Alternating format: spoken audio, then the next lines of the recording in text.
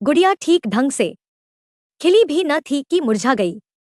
उसे क्या पता था कि 2 साल पहले जिसने अग्नि को साक्षी मानकर जिंदगी भर साथ निभाने का वादा किया था, वह इतनी जल्दी साथ छोड़ देगा। शादी के बाद गुड़िया कितनी खुश थी। उसका पति कैला उसे जी-जान से प्यार करता था। वह उसे खुश रखने की पूरी कोशिश करता। वह खुद तो दिन भर हाड़तोड़ मेहनत करता था, लेकिन गुड़िया पर खरोंच भी नहीं आने देता था। महल्ले वाले गुड़िया की एक झलक पाने को तरसते थे, पर गुड़िया की यह खुशी ज्यादा टिक न सकी। कैला खेत में काम कर रहा था, वहीं उसे जहरीले सांप ने काट लिया, जिससे उसकी मौत हो गई।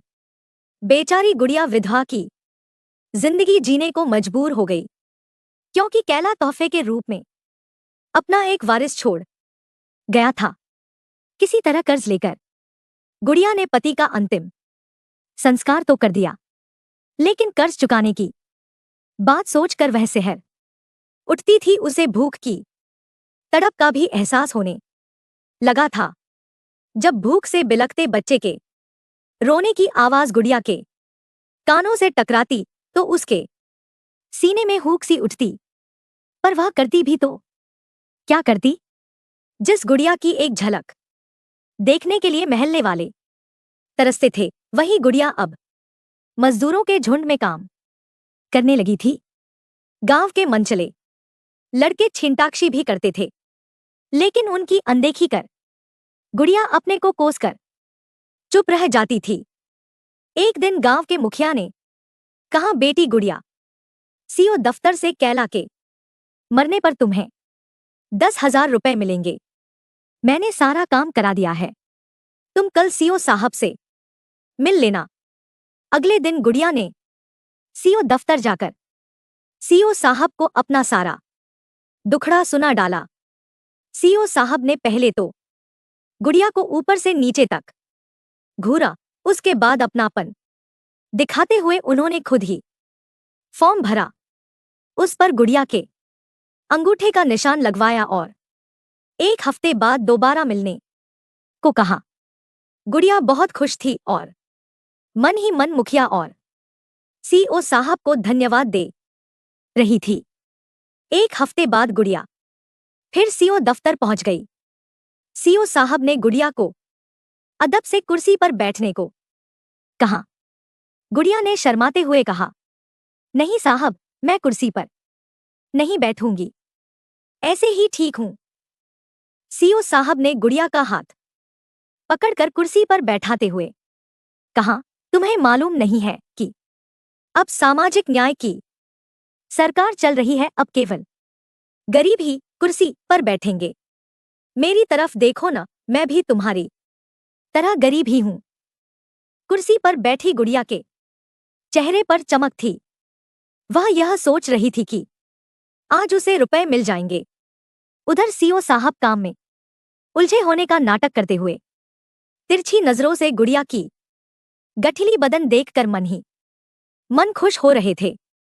तकरीबन 1 घंटे बाद सीओ साहब बोले, तुम्हारा सब काम हो गया है, बैंक से चेक भी आ गया है, लेकिन यहाँ का विधायक 1 नंबर का घूसखोर है। वह कमीशन मांग रहा था। तुम चिंता मत करो, मैं कल तुम्हारे घर आऊंगा और वहीं पर अकेले में रुपए दे दूंगा। गुड़िया थोड़ी नाउम्मीद तो जरूर हुई, फिर भी बोली, ठीक है साहब, कल जरूर आइएगा। इतना कहकर गुड़िया मुस्कुराते हुए बाहर निकल गई। आज गुड़िया ने अपने घर की अच्छी तरह से साफ सफाई कर रखी थी। अपने टूटे फूटे कमरे को सलीके से सजा रखा था। वह सोच रही थी कि इतने बड़े हाकिम आज उसके घर आने वाले हैं, इसलिए चाय नाश्ते का भी इंतजाम करना जरूरी है। ठंड का मौसम था, लोग खेतों में काम कर रहे थे। चारों तरफ सन्नाटा था। सीओ साहब दोपहर ठीक 12 बजे गुड़िया के घर पहुंच गए। गुड़िया ने बड़े अदब से सीओ साहब को बैठाया। आज उसने साफ सुथरे कपड़े पहन रखे थे, जिससे वह काफी खूबसूरत लग रही थी।